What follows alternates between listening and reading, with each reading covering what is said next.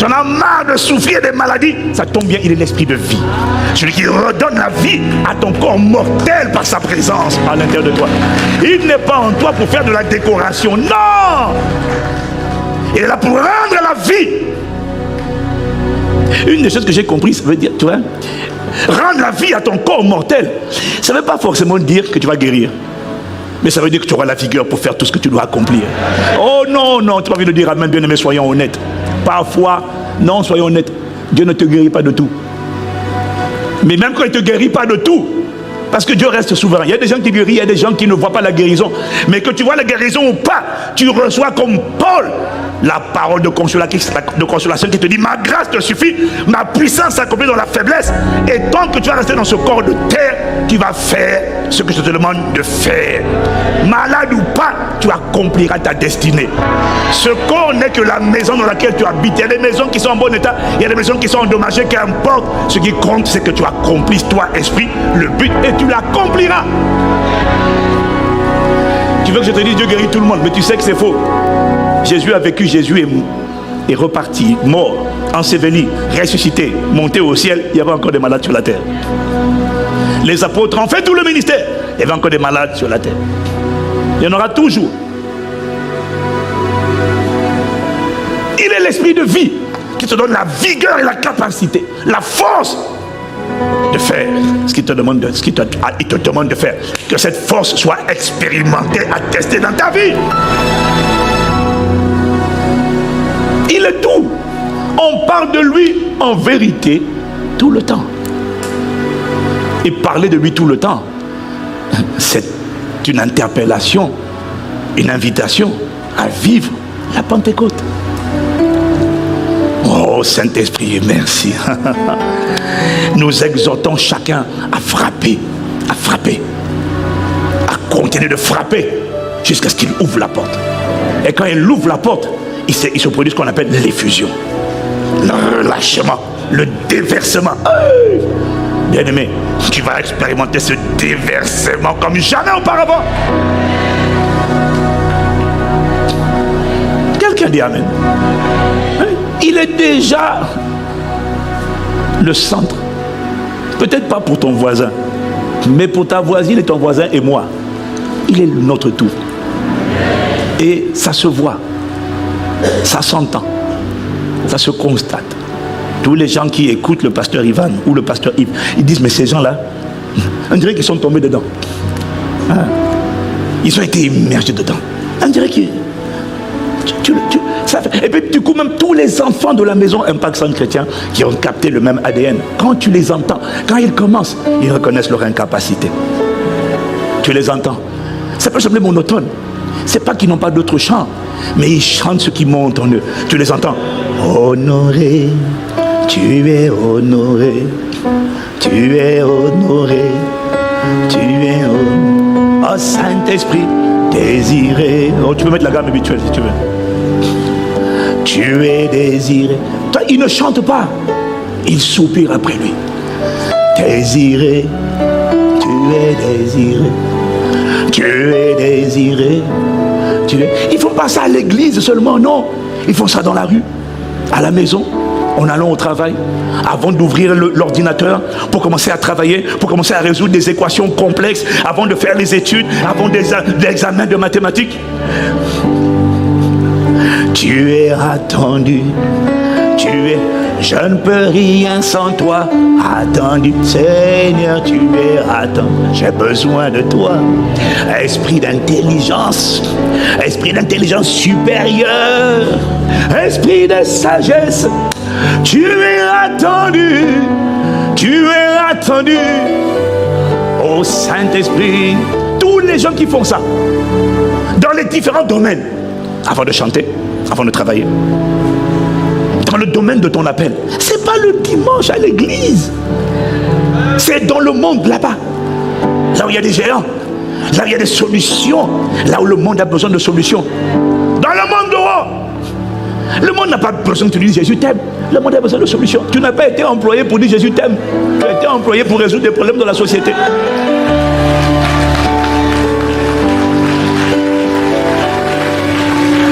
Beaucoup d'entre nous, on croit qu'on est en train d'évangéliser alors qu'on est en train d'aigrir les gens.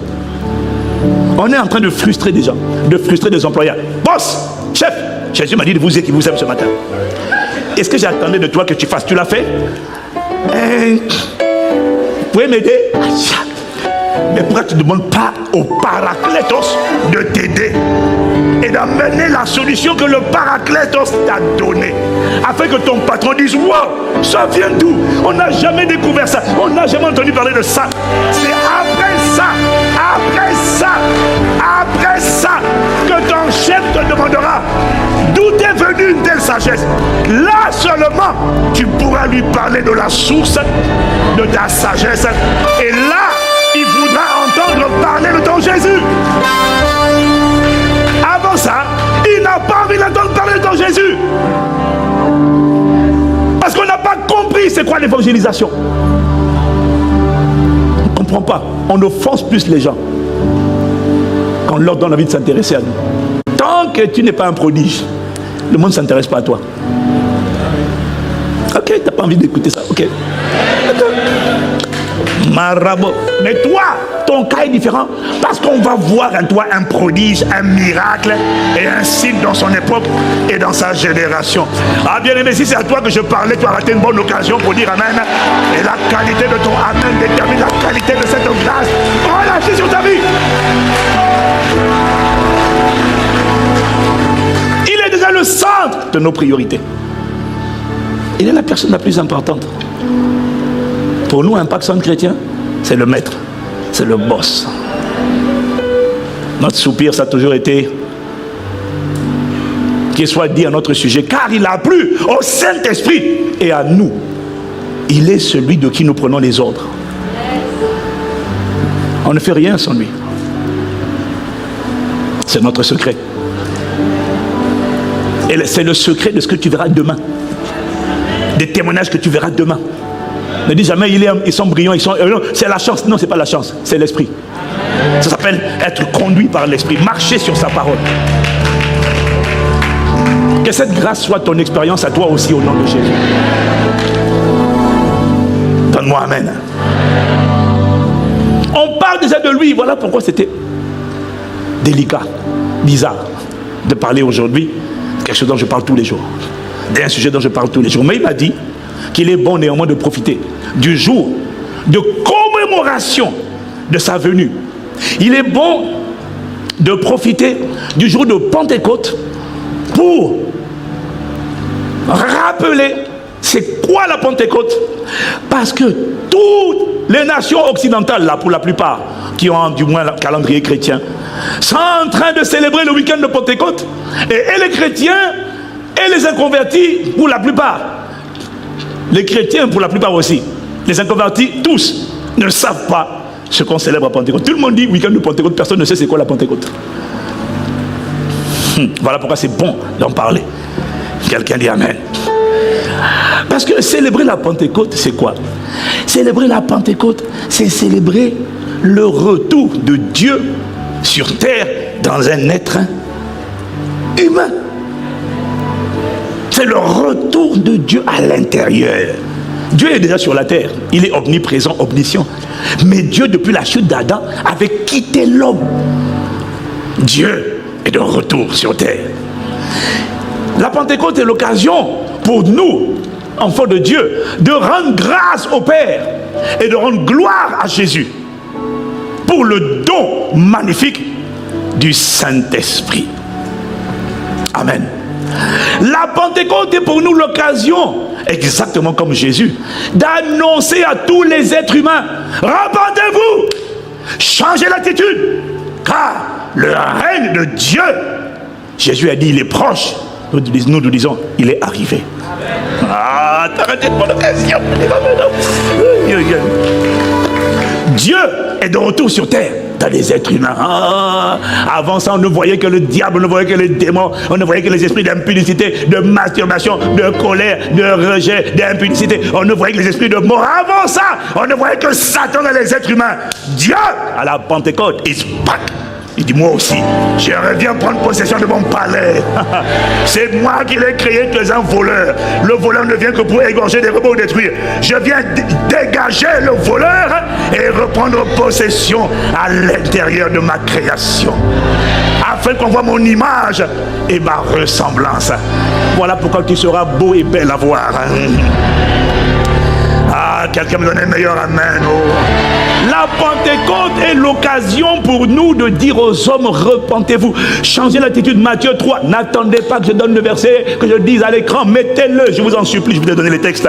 La Pentecôte est l'occasion pour nous de dire aux hommes, comme l'a dit Jésus. D'abord, avant même Jésus, suivez-moi bien, hein, avant Jésus, Jean-Baptiste, qui a précédé Jésus, quand il a commencé son ministère, la Bible dit à cette époque, parut Jean-Baptiste qui prêchait dans le désert de Judée, et il disait, changez d'attitude, car le royaume des cieux est proche, littéralement, et imminent. Il est en train d'arriver. Il ne disait pas, il est arrivé. Il disait, il est proche. C'est pour bientôt. Oh, je t'en supplie, suis-moi. Maintenant, Jésus aussi commence son ministère. Jean-Baptiste a parlé de ça. Jean-Baptiste a dit, changez l'attitude. Le règne de Dieu, le gouvernement de Dieu, la domination de Dieu est proche. Ça arrive, tenez bon. Tenez bon, pécheurs, tenez bon. Vous qui vous plaignez, j'en ai assez. Mais qui a envie de se masturber 40 fois par jour? J'en ai assez. Je suis prisonnier de ce péché, j'en ai assez. Il y en a qui en ont assez de tromper leur femme. Il y en a qui en ont assez de faire le mal. Il y a des enfants qui vont voir leurs parents. Il y a des mamans qui vont voir leurs enfants. Il y a des parents qui veulent... Je suis désolé de te gronder. Je suis désolé de t'injurier. Je suis désolé de te maltraiter. J'ai pas honte. Mais des fois, je suis pris de pulsion. J'en ai assez de crier sur toi. Mais des fois, c'est plus fort que moi. Je me sens... Puis après, je suis désolé. Puis l'enfant est traumatisé. Non, ne me touche pas. Je suis désolé. Il y a des gens qui crient. J'en ai assez. Jean-Baptiste leur dit, changez de mentalité, changez de système de pensée. Repent, c'est pas demander pardon, c'est plus que demander pardon. C'est préparez-vous à vous ajuster. La solution de Dieu arrive. La réponse de Dieu arrive. Quand Jésus commence son ministère, lui aussi dans Matthieu 4, verset 17, dès ce moment, Jésus commença à prêcher et à dire, changez d'attitude, car le royaume des cieux, ou encore le royaume de Dieu, est proche, il est imminent. Tenez bon, tenez ferme. Tenez bon, le royaume de Dieu est proche. La Pentecôte, c'est l'occasion pour nous de dire, changer d'attitude. Non pas le royaume de Dieu est proche, mais le royaume de Dieu est de retour. Avant la Pentecôte, il était proche. À la Pentecôte, il a atterri. Où ça? À l'intérieur de l'être humain. Maracos pakati la barossa. Oh bien-aimé, acclame le Saint-Esprit. Tu n'es pas en train d'acclamer le pasteur. Acclame le Saint-Esprit. Oh. J'en ai marre de lutter contre ces voix de rejet, de fausses accusations, des voix de peur, des voix d'incrédulité. J'entends des voix de blasphème. J'en ai marre. Depuis la Pentecôte, je t'annonce une bonne nouvelle. Le règne de Dieu, s'il n'est pas encore en toi, je t'annonce qu'il est arrivé sur la terre et que depuis la Pentecôte, il est désormais là, disponible et accessible à ceux qui vont remplir les conditions pour l'expérimenter. Mais il est là. Oh, quelqu'un me dit amen. Donne-moi amen. La Pentecôte, c'est l'occasion de dire aux hommes, le règne de Dieu est là. Il n'est plus proche. Il a atterri sur la terre il y a 2000 ans. C'est toi qui es en retard. Tu es en retard parce que tu n'as pas soif. Tu es en retard parce que tu ne le désires pas. Tu es en retard parce que tu ne t'exposes pas à la parole, à la prédication. C'est pour ça que tu souffres inutilement. Sinon, si tu voulais arrêter de souffrir, la réponse est là. Jésus est le chemin, la vérité et la vie. Jésus est celui qui est le chemin qui te dit viens sur moi. Je t'emmène au Père. Maintenant, quand il t'amène au Père, que tu connectes au Père, le Père dit maintenant viens. Maintenant que tu as connecté à moi par la nouvelle naissance, moi je viens en toi. Jésus vient en toi par mon esprit. C'est ça. Alléluia. Oh, quelqu'un me dit amen. Parce que vous devez comprendre, au fait, c'est quoi l'évangile? Parce que l'évangile, ça veut dire bonne nouvelle. Il n'y a pas d'évangile. Parce que le mot évangile, ça ne veut rien dire. ça veut juste dire bonne nouvelle. C'est pour ça qu'on ne dit pas, nous on n'annonce pas l'évangile. Non, nous on annonce l'évangile du royaume de Dieu. On n'annonce pas l'évangile. Évangile en grec, c'est évangile. C'est bonne nouvelle. Il y a toutes sortes de bonnes nouvelles. Ta femme a accouché, c'est une bonne nouvelle. Mais je ne viens pas t'annoncer que ta femme a accouché. Ma femme a accouché. Je viens t'annoncer que le règne de Dieu est de retour en l'homme sur la terre. Et qu'il est accessible. Il est possible et accessible pour toi. Si tu changes ton système de pensée. Si tu décides de le désirer ardemment. Est-ce que quelqu'un me suit? C'est quoi le règne de Dieu? C'est quoi annoncer l'évangile du royaume de Dieu? Annoncer l'évangile du royaume de Dieu, c'est annoncer que Dieu lui-même a décidé de payer le prix pour ta rédemption. Dieu a décidé de payer lui-même le prix requis pour notre rédemption en sacrifiant le Fils. Le Père a tant aimé le monde qu'il a sacrifié, il a donné son Fils.